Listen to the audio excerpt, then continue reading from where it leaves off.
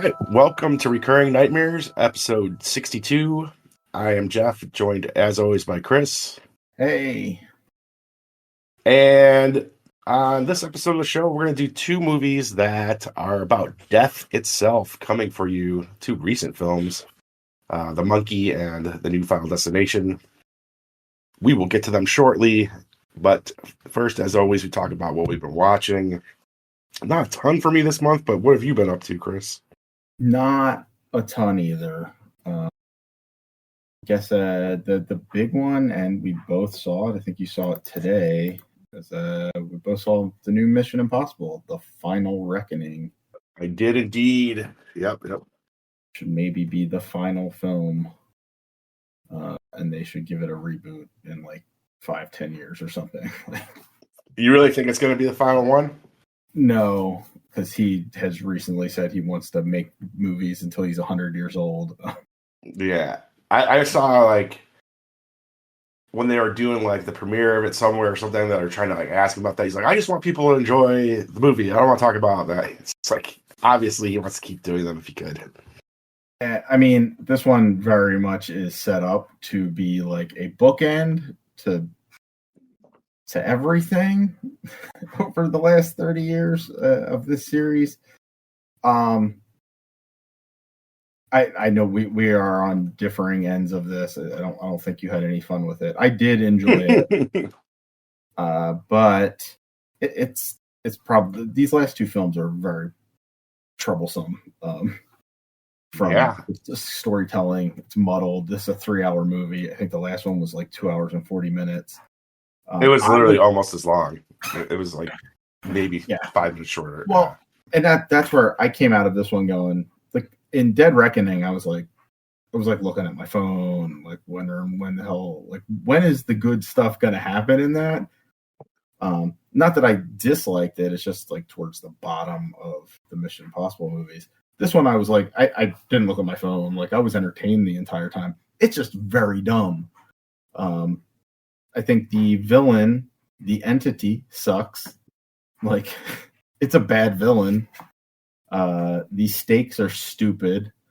Like they're always trying to save the world, but in this one, it's just like, oh, we're saving, like, complete annihilation. If we don't do this, everyone dies. Like, yeah, it's gonna be a nuclear.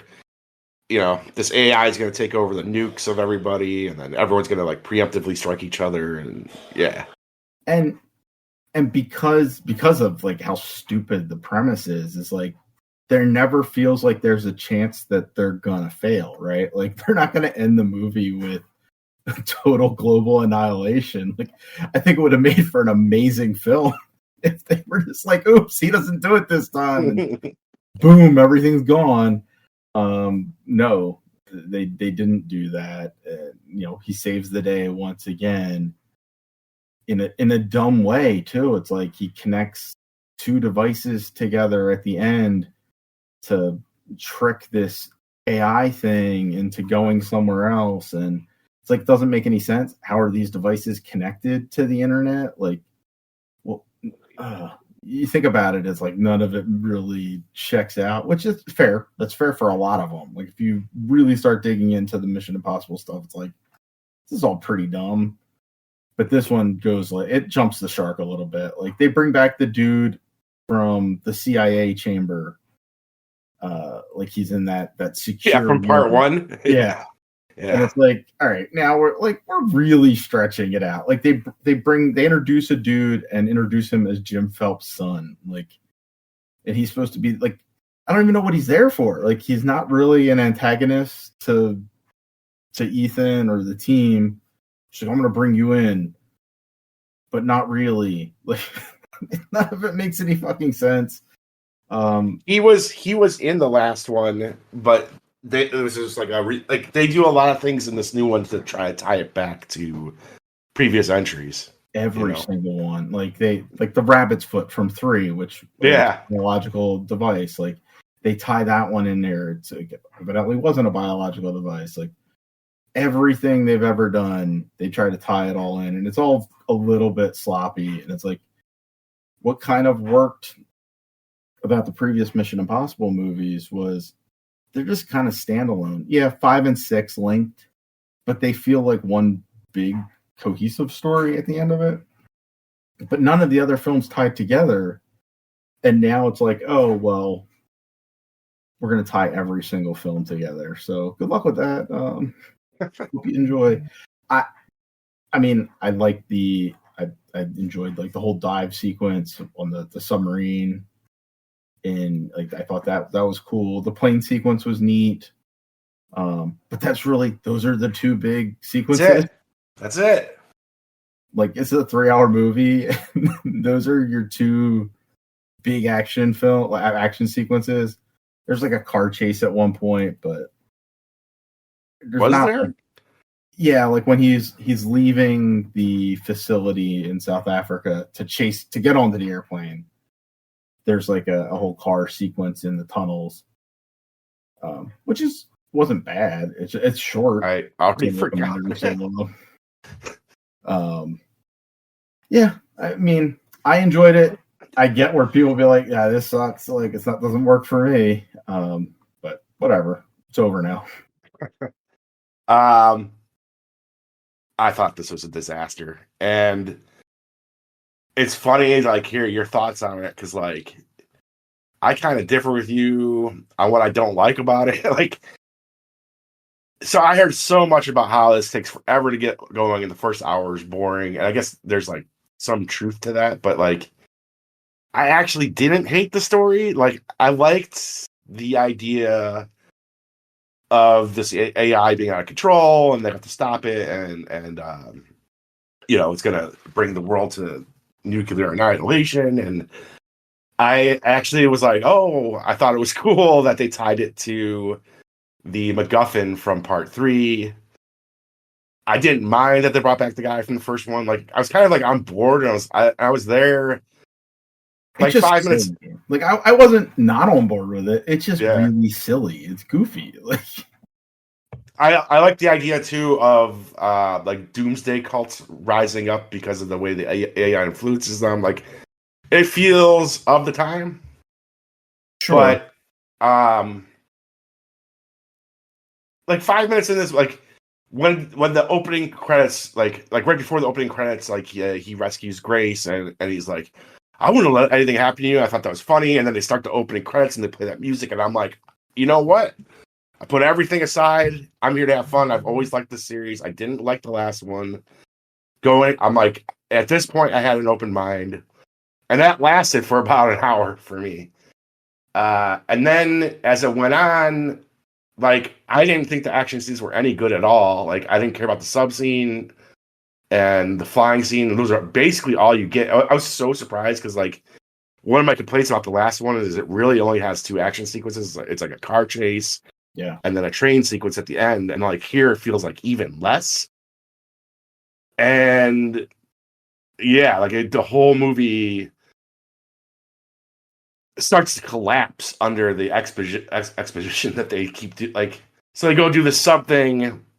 And I was starting to get bored in the sub part, like, strangely enough. It just didn't work for me, that scene. And then afterwards, to set up the next thing that they're going to do, they stop the movie for 10 minutes to explain again why they have to go after Gabriel, why they can't just kill Gabriel, and this is what they're going to do. Like, the movie stops like that several times to just explain. Like, I honestly feel like the movie spent more time explaining what would happen than the 2 big sequences in it. And so, yeah, I was like, by the end of it, I was just like ready for it to be over. Like, I was just like, please, please, please end. I was out of the theater immediately. Not a fan, unfortunately. And like, I really like this series, but like these last 2 ones for me, they lost me. I don't know, and I know like it's not me jumping on the bandwagon because like I was one of the few people that walked out of the theater of the last one being like, what the fuck was that? That was not as good. And I stand by that. I think this is possibly worse, but some people are having fun. Like you enjoyed it. Like, people are really split on it. Like, a lot of people are like, this is way better than Dead Reckoning. And then there's people like me that I just was just like, I'm done with this. Like, I don't even know if I'm back for another one if they do another. They like forgot how to make these movies, I feel like.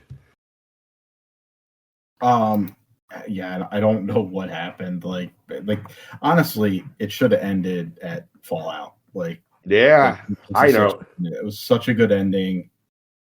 It ties back to like the revitalization of the series with 3, and then they like do these 2 more, and it's just like they feel a little bloated. Like I still enjoyed Yeah, them, but it's a 5-hour story, almost 6-hour story that I don't think like nothing in it is as exciting as anything in Rogue Nation or Fallout. I don't think. no,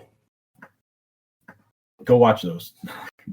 yeah, I'm really disappointed. What else have you been watching? The rest of it's just television stuff. Another one that you've also watched. I watched all of Andor. Yeah, Um, Excellent TV. Uh, I did think that in season 2, like there was a couple. There was a little string. I think it was like 4, 5, 6, maybe. That it started to like I was like it started out really strong, 1, 2, and 3, the first 3 episodes. yeah, Then it was like this is getting a little long. Like when are things going to start happening? And then 7, 8, and 9 really start kicking it in, and then it wraps up excellently with 10, 11, and 12. Um, some really good stuff in it. It's really good Star Wars. yeah. I had a good Dude, time. I think the stretch from 7 to 9, it was just masterpiece, and especially episode 9. That like might be my favorite Star Wars thing ever. It's like this thriller where they're trying to get a senator out of the Senate, like, and she's giving this like awesome speech about the Empire and genocide, and it was absolutely fucking thrilling. And you realize, I guess she realizes, Senator Mothma realizes, like on the way out, like just how high the stakes are when people are just getting fucking blasted in the face and stuff. Um, and I love too, she had to make a leap of faith in that episode because she has to trust this guy Andor, who she doesn't know from shit. And for all she knows, he's the guy that's gonna kill her. Like she doesn't know who to go with, and she, has to make a really tough choice. And like I totally felt uh, that beat in the story, like just the look on her face when she gets to the car at the end. I loved episode 9. It's like I literally watched that episode twice, which is a very rare thing for me. Uh, 10, 11, 12. I liked 10 a lot because 10 you learn about Luthen, who was like the guy that was kind of like leading these like terrorist attacks and whatnot, and you find out kind of where he came from and what makes him tick and stuff. And I really liked that. And at first I was like, back, this is like mostly flashback episode, but no, it's totally good. I thought 11 and 12 were just like they're good, but like 12 especially just feels like it's just setting up Rogue One. Yeah, It doesn't feel like a standalone ending to me. and I mean that was always going to happen with this. Yes, The way that was the they tied plan. it Yeah, was like you were always going to back right into Rogue One because Cassian doesn't have anywhere to go after that. yeah, And the way they timed this, with Mothma leaving, like everything, the timeline is so tight between when all that happens and the start of Rogue One and then the start of actual Star Wars. yeah. Like there wasn't. Yeah, 12 was it was more like, oh, we're gonna like see there's gonna be the shootout at the beginning, which was fun. But then everything else is like Kind of epilogue. we're gonna like look back at everybody and see where everybody's at right now. But and I did love the fates of a lot of the characters. I loved how they ended. God, I can't think of his name. It was like Partagaz or like one of the Imperial officers. I loved what they did with him. I loved what they did with Deidre. She had a fitting ending. I just felt like, if you were a person who just watched Andor and then like that's the last episode, I just don't know that last episode quite stands on its own. But Yeah, I don't know if you watched Rogue One after, but I didn't. I did. It's great. It is like just the perfect ending to all of that. It's just a blast. It's just like, here's your action film at the end. I don't think what I'd really love is like a series, because there was in Rogue One, they kind of explain, like, you see the start of like Saul rescues Jyn, but then you have this giant gap in between of him working with her and them doing their rebel shit. I would love to see some of that, because like what you get of Saul in this is he's like completely unhinged guerrilla warfare. Yeah. But I don't think Disney would ever greenlight anything here again, because this cost them so much money. It's excellent, but it cost them so much money. Yeah, this Andor is really excellent. I would be like, again, I'd watch it, especially if Tony Gilroy wanted to do it. But like, I'd be surprised, because like they say, they make it clear in the show that he's nuts, and then the movie they call him an extremist. Like, but it's like, how much more extreme you could even get than Luthen? Because Luthen was pretty much like, he liked to stick in the shadows and everything, but he was willing to kill whoever, like. Yeah. Oh yeah, I loved what they did with Lonnie. Like, man, Andor was fucking great. Neither of us are like saying anything new here. Everyone who watched that show loved it, but man, they like knocked it out of the park. Yep, excellent stuff. Go if you have any. I mean, I think it works even if you don't really like Star Wars. But yeah, if you have any love for Star Wars, like it's a must watch. If you like, stories or movies or whatever about people rising up against oppressive governments, this is like the top shelf shit. And then one final thing, I think it just wrapped up, and I just watched the final episode. It wrapped up a couple weeks ago. Finally, I mentioned this a couple months ago. I started watching Dr. Odyssey, which is this like weird medical drama. It's like a medical soap opera on a boat with Joshua Jackson and Don Johnson. It wrapped up. If it doesn't come back, I'm fine. It's it's popcorn TV, but I think it wraps up real well. Like if it doesn't come back, whatever. All the characters end up where they need to. I don't know how. Actually, I don't know how you bring it back.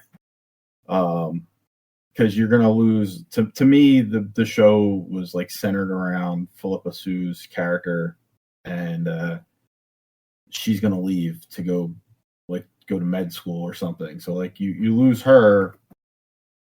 You have Joshua Jackson and the other nurse on the ship doing like their bro shit, but who cares about that? Like spin-off show. Yeah, I guess you could do that. It's fun enough, like as like side viewing shit. Like put it on while you're doing stuff. I had a good time with it. It's weird that it did pretty well, I think, ratings wise, and still we're now moving into June and still no word on whether it's being renewed or not. Got a mention from John Oliver on his show last week, where he was like, what the fuck is ABC doing? I think I might have seen that, yeah. Anyway, that's it. That's all I've seen. Okay. Yeah, I don't have much, but touch on one or two things. Speaking of people rising up against oppressive governments, speaking of content nobody cares about, The Handmaid's Tale, been on for fucking ever. It's been on since the first year of the first Trump administration. That's how long it's been on. And I've mentioned it on the show before, but it's wrapped up now. All done. I would say for most of its, course of the series, I'd say the show was pretty bad. And that continues in this last season. There's a couple things that kept me watching. One is my wife likes the show, so that alone would have kept me watching. The other thing is, it's like I love stories about like, people rising up against oppressive governments and shit. Like I love that shit, right? And so it's like even when it's done kind of ham-fistedly, I'm still like, yeah, fuck those guys. You know what I mean? Like I'm in it. And so that's kind of where I went on this last season of it. It was like it's entertaining for sure because now you're finally reaching the point of like the rebellion really coming together and making some. But every episode has like bad directing. They should have never let Elizabeth Moss direct the show. Mm. And even worse, like the writers' room should be sent to prison. Like every fucking like literally every episode had at least one scene where I just like stopped and looked at my wife and was just like, "What the fuck is this?" Right? Like the dialogue is so fucking horrendous. Like, could not believe how bad the like. I'll try to give you a couple of examples. Like, there's one episode where Elizabeth Moss, the main handmaid, and this other girl get in a fight over who got raped more. It's like, what? There's another episode where they have a conversation about like, oh, that dude was like Angelina Jolie hot. And I was just like, and then they start like naming off, no, like more like this hot. I'm like, they start naming off all these celebrities, and then I'm just thinking like, what happened to the celebrities in this world? Are they part of Gilead, like this evil government? Are they like, were they murdered by, like, it's just like, why would you even bring this up? Every episode had just like some fucking scene where you're just like, like, who is typing these dialogue out on their computer thinking that this is fucking brilliant? But I will give a tip of the hat to the show in that its penultimate episode was a banger. It was very entertaining. And I mean, you can guess, like, that's when the shit goes down. And when it goes down, like, that episode front to back is very entertaining. And it's an episode where, like, halfway through it, you're like, oh shit, like, they're about to hang, like, all the handmaids, like literally, they're about to string them up. And you're just like, how is this? Oh shit, we're going for the bad ending. It goes in another direction. So I just say if anyone has fallen off the show, I would not recommend just like watching all of it. But if you were once a fan, or if you're just curious, like you could probably like know nothing and just watch this one episode and get it. So that is season 6, episode 9. I believe it's called Execution, and yeah, really, really solid episode. And then it came back for one more episode where absolutely fuck all happened, absolutely nothing, and it sucked, terrible. What if you were like, because you said it fell off at some point, like you said most of the series was bad. Like, yeah, it's like the first 2 seasons good, the first season I'd say good? I'd say the first season. And is that the part that follows the book? And then I think so. I think so. I think that could have been the problem here. Okay. I've not seen any of. My wife watches it. I don't know if she's finished it as of yet, but she had been watching it. So. Well, yeah. Tyler Jeff said that he really enjoyed the second to last episode where everyone gets their comeuppance. There's like a really cool plot about getting a bomb on a plane with a bunch of commanders on it, and how that plays out is just excellent. But the rest of the show is just like, I'm just like, geez, this is mediocre. So don't tell her that part. Just be like, Jeff enjoyed the second to last episode. He said it was really fun. I'll just throw one more because again, I haven't seen. It's been mostly TV, and we've discussed most of the stuff to death, anyways. But I did get a chance tonight to watch a movie I've been curious about for years, and that is the Jonathan Majors movie, Magazine Dreams, which I think I've brought up to you before. I don't know if you've heard of it or seen any trailers for it. Don't remember. It was supposed to come out in 2023, and then Majors ran into some issues in real life that sidelined his career and sidelined this movie. This movie was poised to be a big. I think they were aiming to make it a December release in the hopes of Jonathan Majors getting an Oscar nomination. in an alternate universe, he would have gotten an Oscar nomination for this movie. He is incredible in it. It is, one of those lonely, unhinged man movies. So it plays even more eerie when you know that he might have issues in real life. Kind of just Jonathan Majors. Yeah. So very much like Taxi Driver or Joker or Falling Down or any, there's a million of them, right? And I like those types of movies. I've always enjoyed them.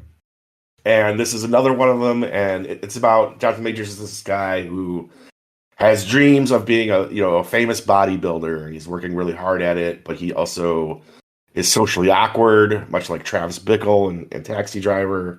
Mm-hmm. And he's got a whole host of other issues. He's like beating up his body, trying to become, this thing that he dreams of. He works at like a bagger at a grocery store. Not a whole lot going on in his life outside of like his one big dream.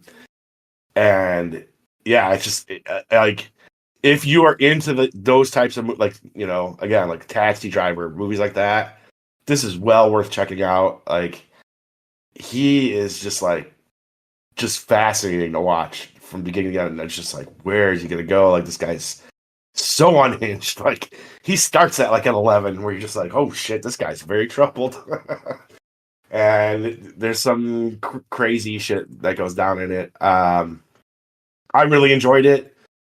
Again, not gonna be everyone's cup of tea. It is very not a lot of sunlight in it. It's very dark. And yeah, and I can see. I mean, obviously, some people won't want to watch it because of him. I think it's worth checking out because of him.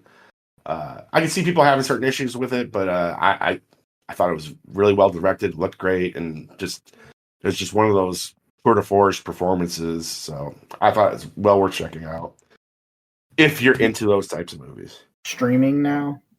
Yeah. Well, I rented it, and it's still not the normal price, but it was like on sale, so it was like $9.99 to rent. Okay.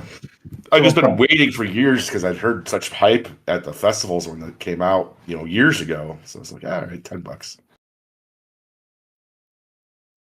All right. So yeah, that's it. You ready to talk about some movies about death? Yeah. Sure. We'll start with The Monkey from this year. Came out February 25th, 2025. Everything okay in there? Yeah, everything's fine. Oh, that's odd. I don't remember locking this. You wouldn't happen to remember if my aunt had a wind-up toy monkey at the yard sale? Oh, not a cherished childhood memory now, was it? No!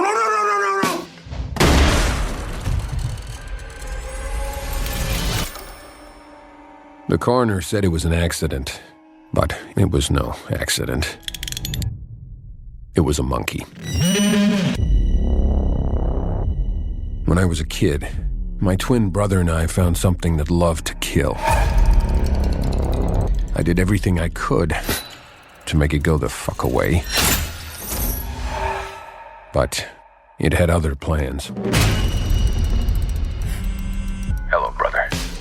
Bill. The monkey that likes killing our family. It's back.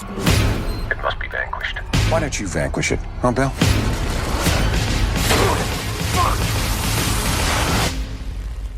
Wait! We have been chosen to witness its power over life and death. In its most devious ways.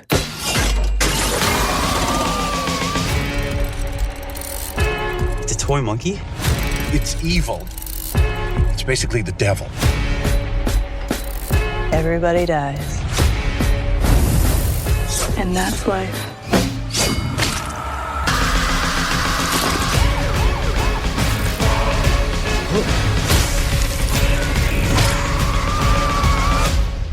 Oh, fuck.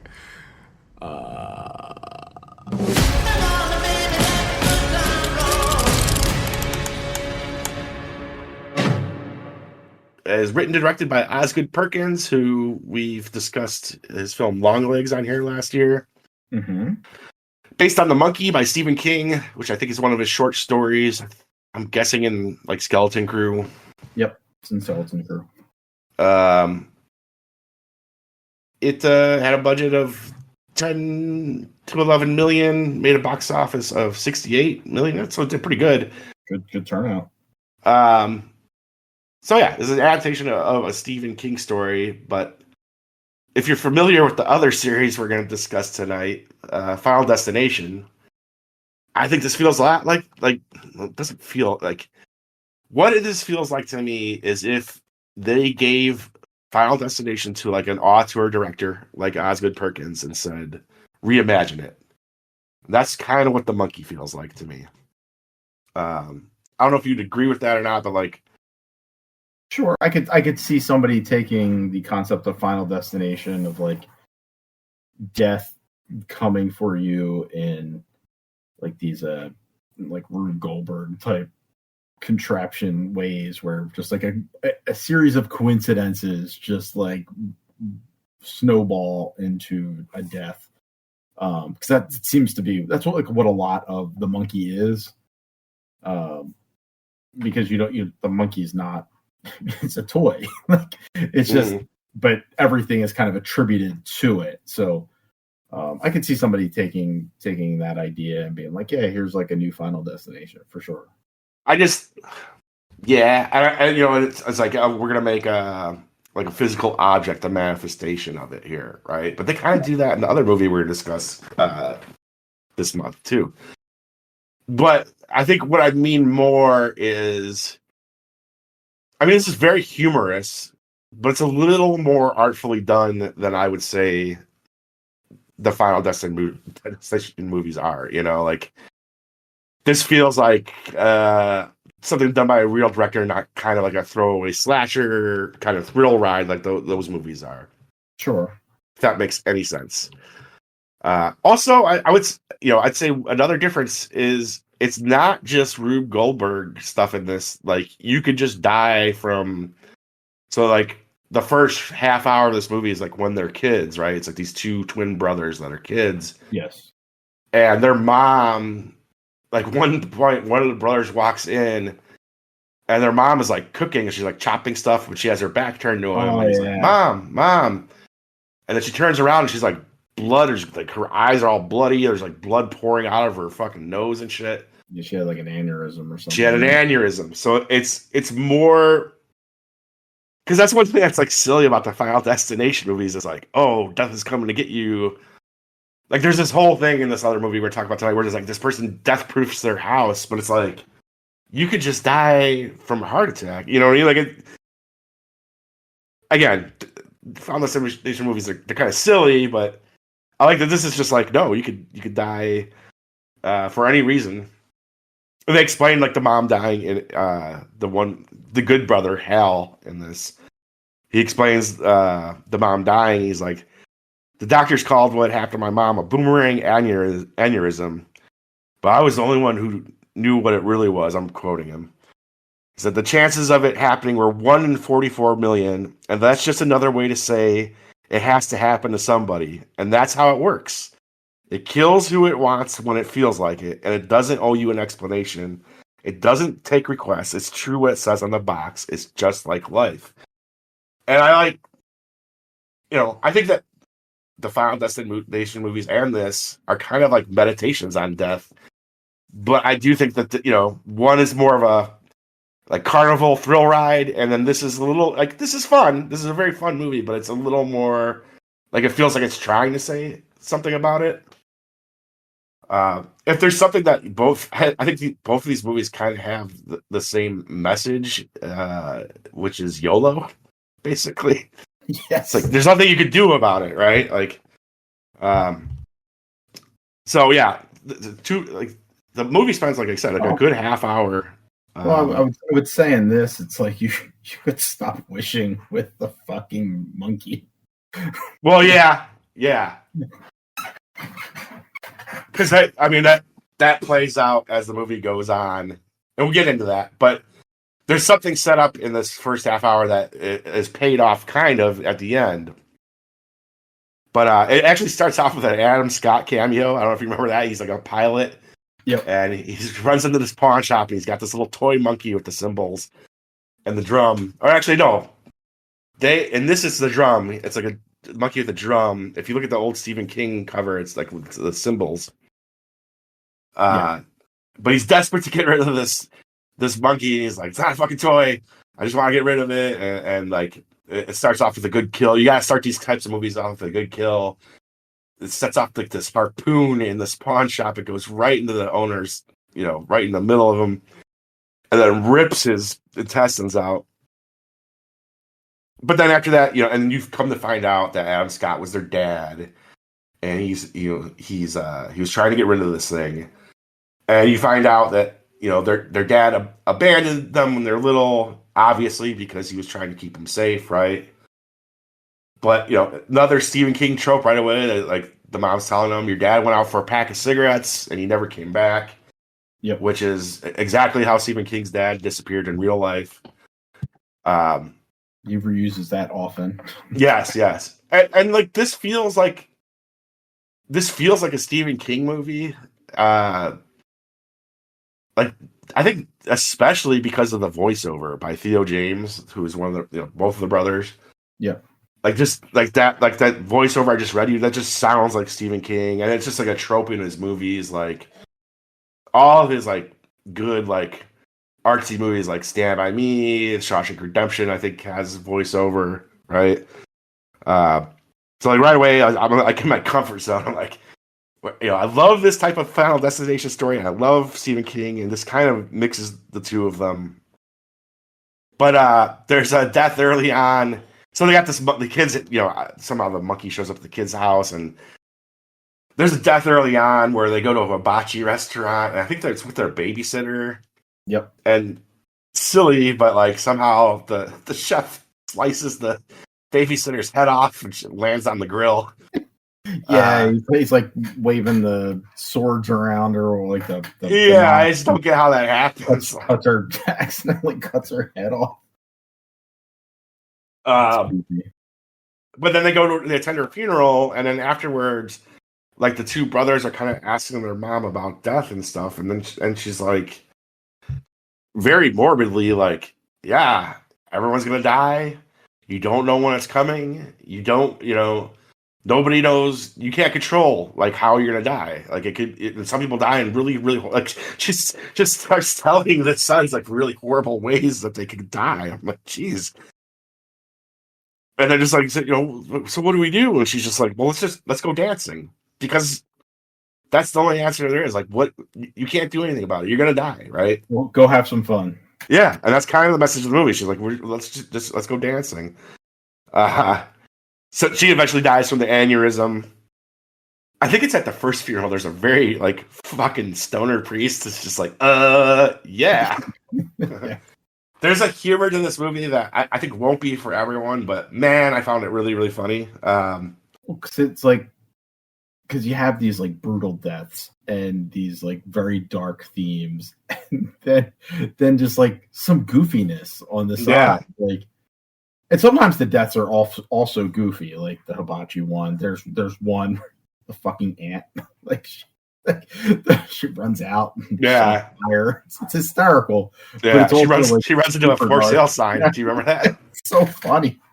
But it's fucking like morbid. And then they just have like these goofy lines, and there's people saying dumb shit, and there's like this storyline of like this guy and his son, and he's trying to stay away from him, and he goes, and his stepdad or whatever is like he's just like a complete jackass, and it's hysterical, like the way he's treating him, and it's there's just like a weird sense of humor over everything. Yeah, like, and it's like alongside the death.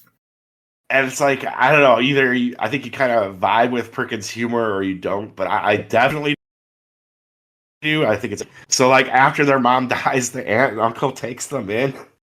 And the uncle has this little heart-to-heart with Hal on the stairs in his house. He's like,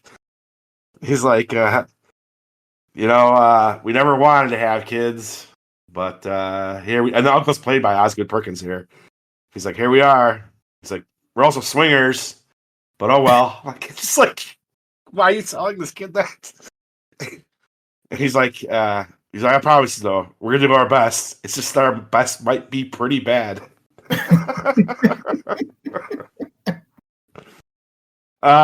The kids try, like, they realize that the monkey's bad. They're trying to get rid of it. Like, I think Hal chops it up and you can see it bleeding, but he throws the pieces in a garbage truck. They move to Maine. It shows up intact at their new house. Bill, his brother, like the twin brother, who's like another Stephen King element, is the main character is like nice and sensitive, and then his twin brother is like a bully. So you have the bully character. He starts playing with the toy, and their Uncle Bill gets trampled by 67 horses on a camping trip.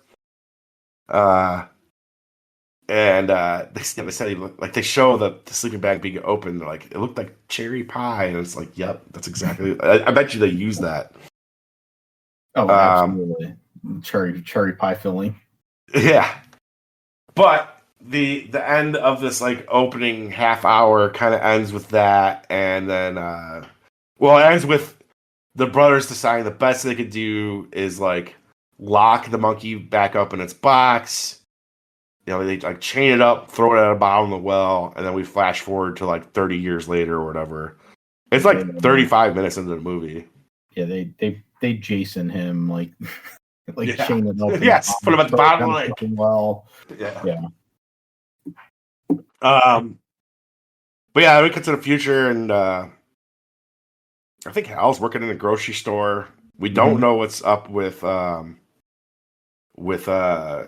Bill, the bully brother.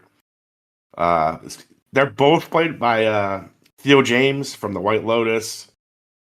The two others don't keep in touch anymore, and then there's an inciting incident to like kind of bring them back together in a way, or at least contact each other, and that's that their aunt dies, like you said. She her hair gets set on fire. She runs out of her house. She gets impaled by a for sale sign. And so then I think it's Bill that calls Hal to tell him, like, you gotta go take care of our aunt's shit. You gotta try to find that monkey and take care of it or whatever. And so, as much as there is a story, it's that Hal does go back to his aunt's house, but he brings his son along with him. And yeah, it's like he stays away from his son like his own father did, because he's worried about he doesn't want people around him. We get some good deaths. There's a part with I think it's like the realtor or something. It's like showing them around the house, like his aunt's house. Yep. And she gets offed by a gun, like it's in a closet. Pretty good. Yeah, I think if you've seen the trailer, that one's in it. Yes, yeah, it's in the trailer. She actually tells them, like, when he arrives, like, and there's been a lot of like deaths in this town lately, like all these things. Like this one lady, she got killed by a cobra on a golf course. Hal goes, "There aren't any cobras in Maine, are there?" And she's like, "Well, there was that one." Like, I don't know. Even that humor hits for you, it does for me. I find it very funny. It's a very dry humor, so it's it's very good. But I guess so. Then you kind of like, and then you see there's like an estate sale because she's dead, and you see like this kind of like metal looking kid, like this heavy metal looking kid, like buys the monkey, and you're like, what's going on? Is he like, is he the one that's like the cause of all this like trouble now in this town?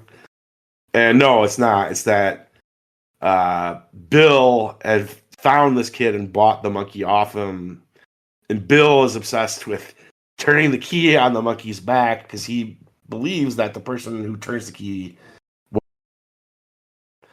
So he's causing all sorts of havoc, and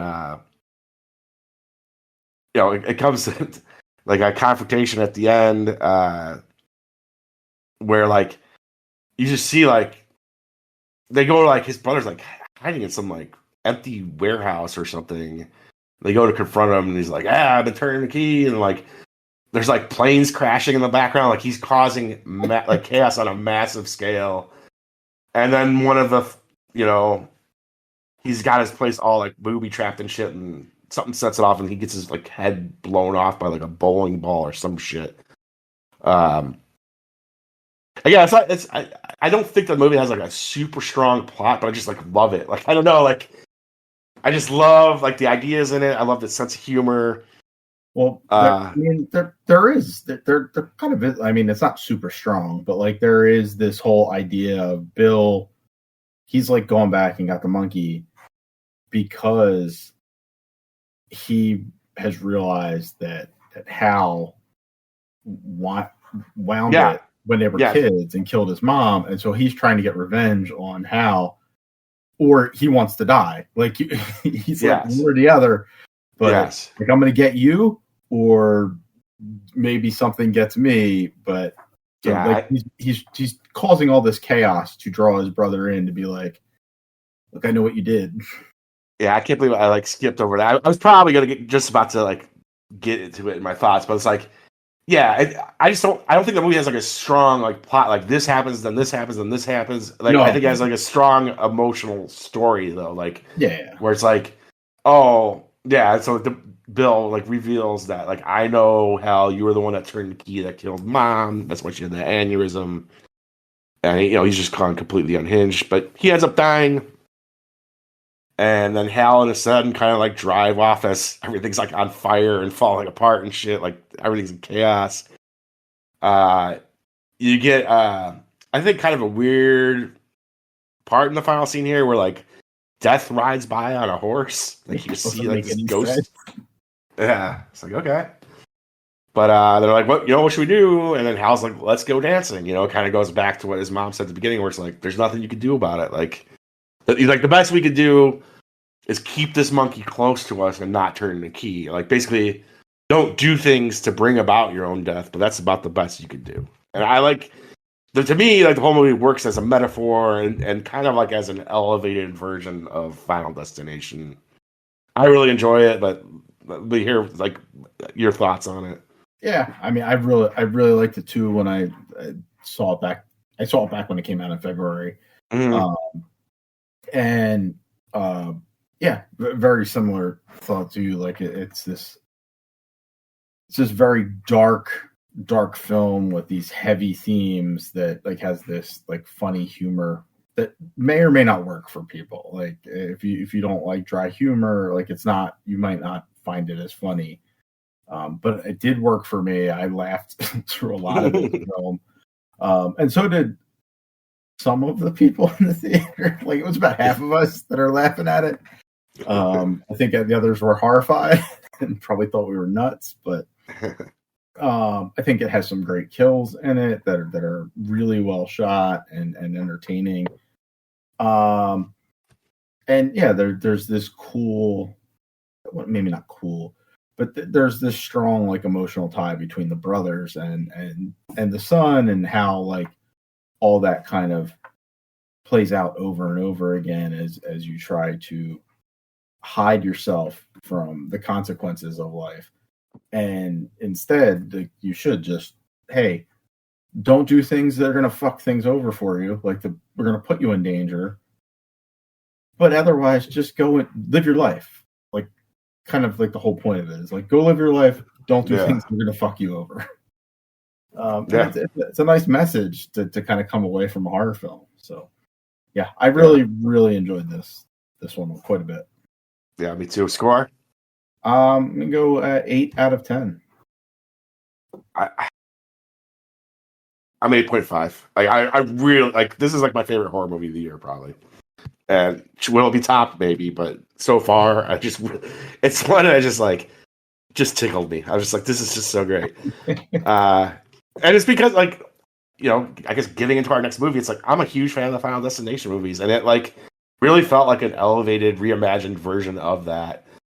It's kind of what I hoped Final Destination Bloodlines would be, but as it turns out, our next film, Final Destination Bloodlines, which just came out, is very true in like nature and tone to the rest of the series. It almost feels like something that could have came out in the mid 2000s. But I guess I'll show my cards right away. I think it's a very, very clever and fun entry in the series, and might be my favorite of the whole series. Oh, really? Okay. Yeah.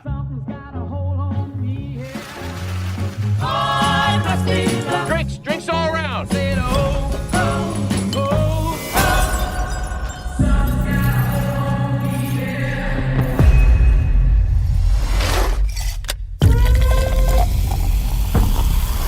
Family, you don't get to pick the one you get.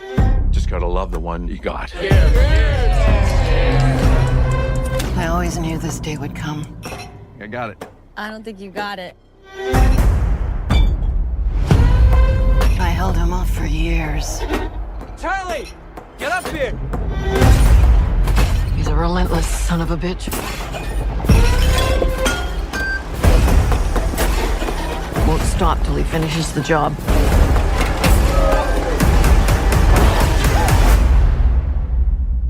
Death is coming for our family. I said, oh, oh, oh, oh, oh.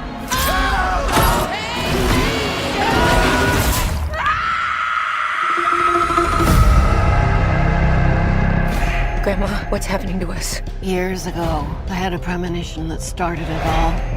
I saw what death was about to do.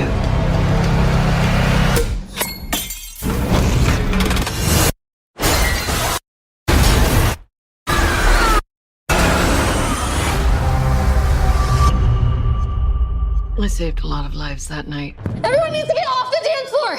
Lives that were never meant to be saved. But death doesn't like it when you mess with his plans. This book, it will show you everything you need to know to keep our family safe.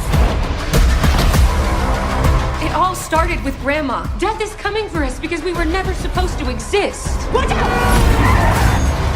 Only by embracing death will it pass you by. Maybe Death's not actually coming for our family. Because that would be crazy. Good luck. This is directed by Zap Lipovsky and Adam Stein. They have not done much. I remember hearing though when they got this gig, how they got this gig, which was like they pitched this during COVID over a Zoom call, and I guess did some elaborate prank in the background with like people dying and shit, and that's how they got the job.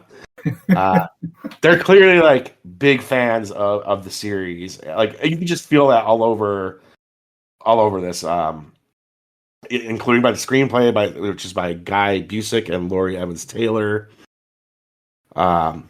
It's 3 story credits as well, including John Watts, who did like the Spider-Man movies. This came out May 16th of this year. Budget of $50 million. It's gone on to be one of the biggest success stories of the year. It's really kind of amazing to me. It's already done $190 million box office. The opening weekend, it made more money than like all the others combined in their runs, which is crazy to me. Which just tells me like I wasn't alone in wanting these movies. Like the last movie came out in 2011. It was definitely a while ago, yeah.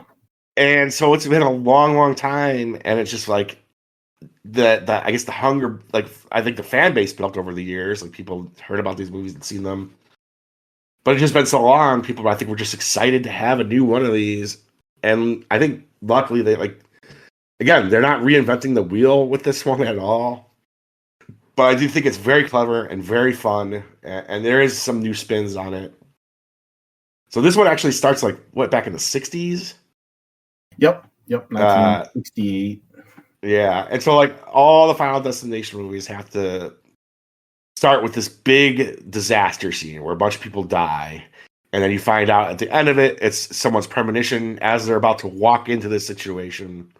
They freak out, and they end up saving a handful of people.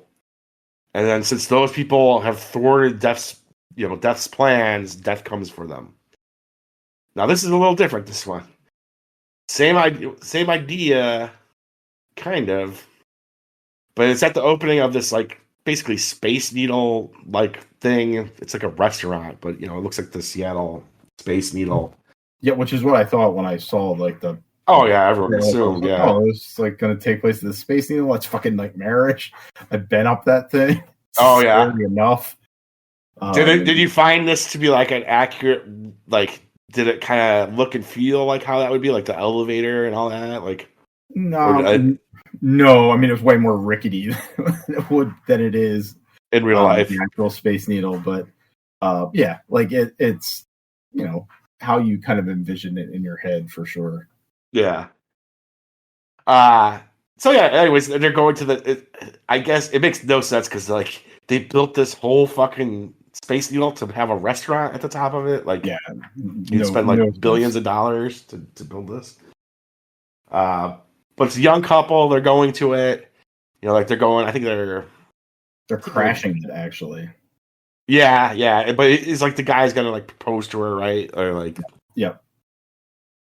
And she has this vision of catastrophe, and I'd say this is like one of the better openings of the whole series. Like nothing will ever top for me the airplane one than the first one because that made me afraid to fly, and there was such a sense of dread to that one. I think most people would still probably stick with Final Destination 2 with the highway scene. The logs, yeah, that one. Yeah, pretty terrible. But this one's pretty great. There's some pretty great stuff that goes down in it. Like, there's one part she's like hanging by her finger. Oh, she's about to fall off. It's like on her ring. The ring is holding her up, and then she gets degloved. Oh.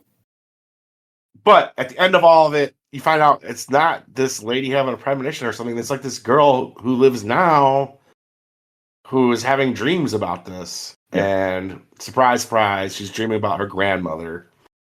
But the thing that's different here is that her grandmother didn't just like save a few people from a catastrophe. She got the whole place evacuated and prevented the whole catastrophe from ever even happening. So it's an interesting spin. But I loved what they did with it, which is you find out that everyone who survived then, like you're talking hundreds of people, they were all meant to die, and death has been coming for them all these years. And it's going in the just like in the other movies, it's going in the order of how they would have died. And so that's why in 2025 or whatever now, death is still not wrapped up. Killing all these people and all their bloodlines, like their children and their children's children.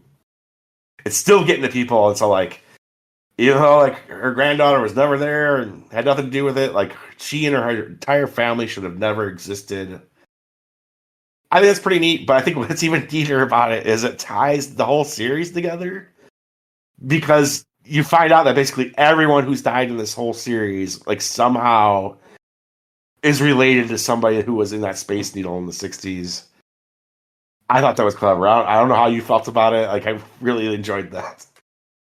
Yeah, it's a cool idea to like, okay, so this person was saved at the Skyview, and then that directly results in the plane crash in the first one, or the truck scene in the second one, or the race car scene. Yeah. Like it all like ties in directly. So it's a cool way of tying everything together, unlike how Mission Impossible did it. I wasn't against what Mission Impossible did. But like what I like about it, like what I like about it here is like it could have been so easy to go the other route where it's like Halloween 2018 where just like none of the sequels mattered, none of it. This is like it's not connected to anything, or none of it counts. Like this movie's like, no, it all counts, and like it's all we can explain it all. Like, and it's of course all like this ridiculous nonsense, but whatever. Yes, I like this series nonsense, and I like that they like had the balls to stick with it and go, no, yeah, that's why all the other movies happened, is because of what happened here back in the 60s. I liked that. You even get like a kind of an origin story for Tony Todd's character, mm-hmm. who he plays like a mortician or whatever, right? In the series. Yeah, I think in this he's like a coroner or something. Yeah, whatever. Yeah, the coroner. And he's popped up in most of the movies, and he like gives like these people warnings about that. Like he kind of knows all the rules and this and that. And you find out here it's because he was the like the little boy that you see like in the beginning of the movie who was with his mom. I thought that was really cool to give that like this kind of cameo. And he's the last to die too. Yeah. Like this cameo character, like to give him like, hey, here's his origin, here's where he comes from. I thought that he basically gives the same message as the movie The Monkey, where like he's just like, we all have to go at some point, and all you can do is enjoy the time that you have here. And it hits because he's talking about himself. Like, Tony Todd is like clearly sick in this movie. Yeah, he did not look good. And he like basically says, like, I got the cancer now and it's my time to go soon. And he's like, you know what I'm gonna do? I'm gonna enjoy my time. I'm not quoting it like word for word. But that's basically the gist of his like little speech, right? Yes. Yep. And the interesting thing about that is, at least according to the filmmakers, they let him like improvise that. So they're like, what would you like? Stay in character, but what would you like to say as like a final goodbye to your fans and shit? I was like, damn. Like, I don't know, man. I kind of got misty-eyed for a second in a Final Destination movie out of nowhere because I was like, damn, dude. But what we really come here for is the elaborate Rube Goldberg death sequences. I think this movie has a handful of really fun ones. Do you have any favorites in here? I mean, I enjoy the whole opening sequence. The schedule is that's a good one. I also like and this is my problem with the movie in general. It's not a problem of the movie, but there was a lot of promotion for this film over the last 6 months, and they've spoiled like 3 of the big scenes. Like, so the Skyview was spoiled. Like my other favorite is the one in the tattoo parlor. That one, I think that was the entire first trailer. Like that was, but that's a fake out because that's not how he dies. It is. It's not how he dies, but like that whole scene is really cool. And then there's, it's fucking hysterical. But then the lawnmower scene in like the cookout.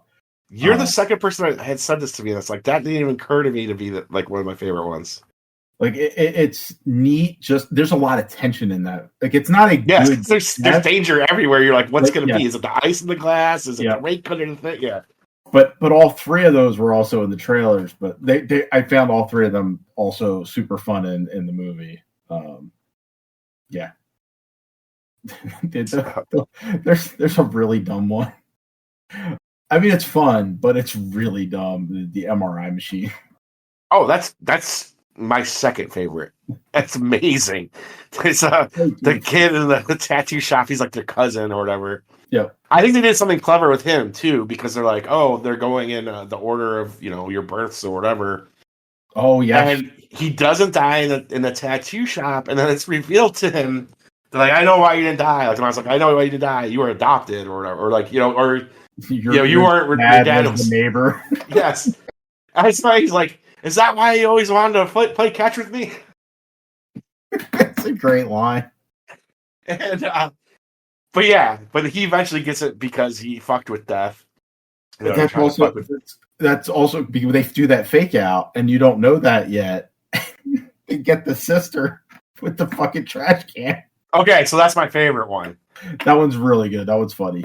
So the cousin, the guy with all the piercing, this tattoo guy, they're like trying to warn him, and he's just like, I'm not scared, nothing's gonna happen. And she's like, what if the ball bounces and hits this and it hits the hose and does like, I don't know, a bunch of like, she basically like fantasizes a Rube Goldberg thing. He's like, they walk right past the house, nothing happens. He's like, ooh, you see, nothing happens. They keep walking. They say hi to his sister who's running the other way. She's like out jogging. She's running the other way. And you see this play out in the background, like exactly what the one girl said happens to her. And it knocks her into a garbage can on the curb just as the garbage truck is picking it up. just hilarious. Like a great back, like the whole.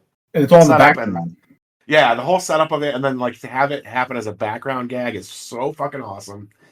But then you get to see them trying to save her, and oh, it's a good one.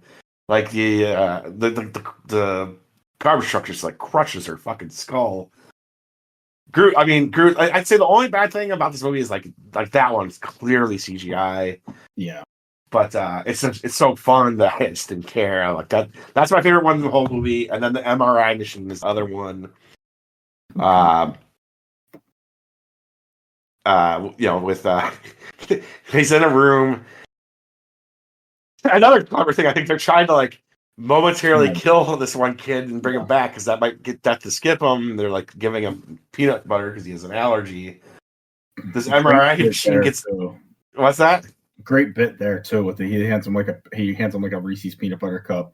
Yeah, and he like bites in, and he's like, "Oh my god, these are so good. This is fucking good." Yeah. I know, right?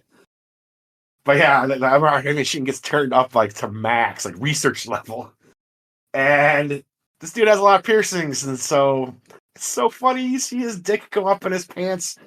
Yeah,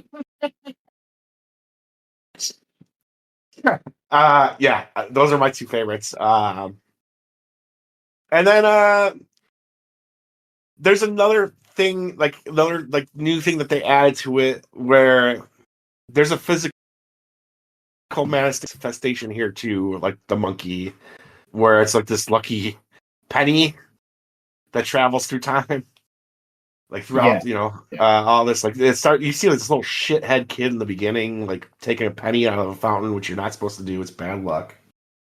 And it turns out to be really bad luck for the rest of the time. For everybody, yep.